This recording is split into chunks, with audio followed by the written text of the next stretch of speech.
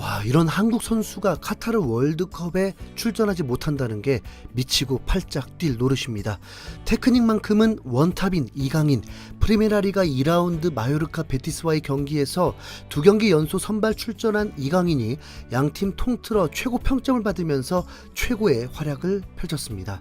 이강인 팬들은 역대급 가장 멋진 활약을 했다면서 극찬을 아끼지 않았습니다.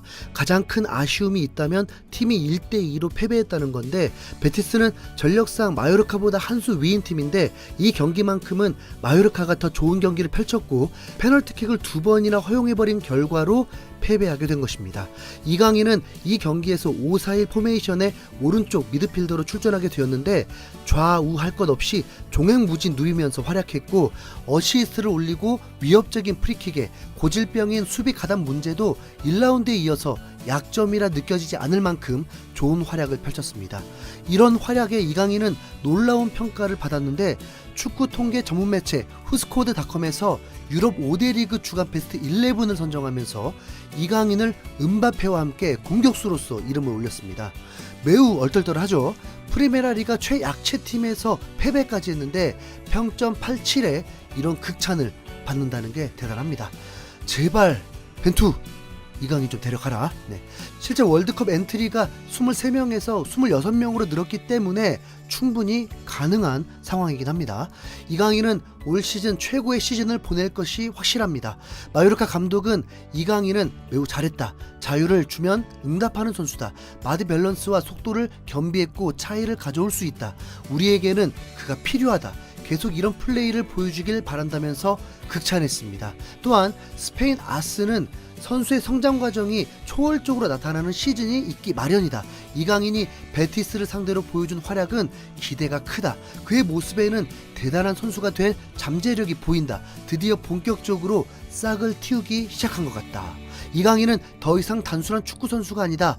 이제 그는 경력의 다른 단계에 접어들었다. 이렇게 기대감을 전했습니다. 이강인은 2001년생으로 올해 나이가 21살입니다. 이동국, 박지성, 이천수, 기성용, 손흥민 모두 이 나이 때쯤 월드컵 무대를 밟기도 했습니다. 박지성, 기성용은 4강에 원정 16강까지 업적을 쌓기도 했습니다. 이강인은 어린 게 문제가 아니라 경기를 많이 뛰어보지 못한 경험의 문제일 뿐입니다. 비록 발렌시아에서도 잠깐 기대감을 보여준 활약을 하다가 폼을 잃은 적이 있지만 지금은 그때와 완전 다른 상황입니다. 마요르카 감독이 경질되지 않는 이상 이강인에 대해 전폭적인 신뢰를 보냈다는 게 가장 큽니다. 팬들이 느낄 때는 이강인이 느리다 했지만 감독에겐 속도에 전혀 문제가 없는 선수였고, 이강인을 자유롭게 해줘야 한다는 건 거의 에이스 대우와 같은 것입니다. 이 부분에서 동료들에게도 신뢰를 받아야만 문제가 발생하지 않을 텐데 그건 지켜봐야겠죠.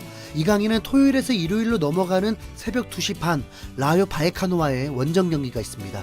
라요, 이 팀은 2년 전 승격팀인데 지난 시즌 마요르카보다 더 높은 순위로 리그를 마무리했고 현재 2라운드까지는 패배 없이 1승 1무로 마요르카와 완전 다른 분위기의 팀입니다. 꼭 이강인의 활약으로 승전보를 올릴 수 있길 기대하고, 카타르 월드컵의 최대 기대주로 꼽히는 김민재는 유럽 5대 리그에 입성한 것도 모자라서 2라운드 만에 세리에의 MVP에 베스트 11에 당당히 들어가는 기염을 토했습니다. 이탈리아 매체 키커스트에서 선정한 4명의 수비수에 나폴리의 김민재, 라치오의 페트리치, 인터밀란의 바스토니, AS 로마의 스몰링이 이름을 올렸습니다. 키커스트는 쿨리발리를 대체하기 위해 나폴리가 영입한 김민재는 2라운드 MVP에 올라섰다. 몬자전에서 득점을 했고 볼 경합 상황에서 높은 승률을 기록했다. 나폴리는 새로운 벽을 찾았다고 극찬했습니다. 실제로 칼치오 라이브는 김민재는 쿨리발리를 대체해야 하는 어려운 임무를 맡았다. 쿨리발리와의 비교는 아직 시기상조지만 나폴리에 완벽하게 적응했다. 경기에서 빛나는 활약을 펼쳤다. 동료들과의 소통은 다듬어야 할 부분이다. 장신의 김민재는 코너킥과 프리킥에서 가장 위협적인 선수 중 한 명이다라고 평가했고, 이탈리아를 대표하는 수비수로 활약했던 베르고미는 김민재는 강한 선수다. 훌륭한 피지컬과 함께 경기 내내 집중력을 유지할 수 있는 능력이 있다. 수비수 출신으로 이야기하자면 좋은 수비수는 기복 없이 꾸준한 활약을 펼칠 수 있어야 한다. 김민재는 좋은 수비수이자 안정적인 경기력을 보장하는 선수라면서 김민재의 기량을 극찬하기도 했습니다. 매체뿐만이 아니라 팬 선정에서도 무려 72.22%의 선택으로 베스트 11에 선정됐습니다. 기록으로 봐도 당연할 수 있습니다. 걷어내기 5회, 볼 리커버리 9회, 공중 경합 4회 성공 100%, 지상 경합 3회 60%, 태클 2회 성공 100%, 더불어서 패스 성공률이 93%, 롱패스 4회 성공 100%로 후방 빌드업도 적절히 수행했습니다. 2라운드 만에 이런 성과를 얻은 것은 정말 대단하죠. 네. 그렇다고 김민재를 모든 전문가들이 높게 평가하는 것은 아닙니다. 유벤투스 CEO는 최근 인터뷰를 통해서 김민재를 지목하면서까지 언급한 바 있는데 그리 썩 좋은 인터뷰는 아니었습니다. 유일한 물음표는 김민재다. 그가 곧바로 쿨리발리를 대체하는 것은 쉽지 않다. 개막전에서 김민재는 약간의 결함이 있었다. 하지만 몬차를 상대로는 더 나아졌다. 나폴리는 지금 이 순간 이적 시장의 왕이다라고 한 것입니다. 김민재가 유벤투스 갈 리 없다는 것. 네. 근데 완전 부인할 수도 없는 게 냉정하게 나폴리는 두 경기에서 비교적 약체팀을 상대했습니다. 앞으로 피오렌티나, 라치오, AC 밀란 등 강팀이라고 볼 수 있는 팀들과 대결들이 이어지기 때문에 김민재에 대한 진짜 평가는 그때 알게 될 것입니다. 다음 경기 상대인 피오렌티나는 베로나보다는 수준 높은 팀입니다. 이탈리아 언론인 카르미네 마르티노는 라디오 키스 나폴리에서 피오렌티나는 좋은 팀이다. 공격수 3명을 전방에서 막는 것은 쉽지 않을 것이다. 김민재가 잘하고 있지만 잘하는 공격수를 상대로 어떤 모습을 보일지 보고 싶다면서 의구심을 가졌습니다. 네, 그래요. 저도 보고 싶네요. 네. 나폴리의 의료진들은 김민재의 건강에 아무 이상이 없다는 걸 확인함과 동시에 어마어마한 체력과 폭발력을 갖추고 있어 놀랐다면서 밝힌 바 있죠. 김민재는 우선 웬만한 선수들 스피드에 전혀 뒤지지 않기 때문에 걱정할 거 없고 190cm의 피지컬까지 좋으니 또 걱정할 거 없습니다. 상대 공격수의 테크닉에 혹시 곤란함을 겪을지 모르지만 이미 A매치를 통해서도 김민재 방향 쪽에서는 대부분 공격수들이 질식사했습니다. 김민재 경기는 손흥민의 득점을 바라면서 시청하는 것과 다르게 마치 한 공격수와 맞짱 뜨는 듯한 느낌으로 격투기 보는 듯 매우 흥미롭고 재미가 있습니다.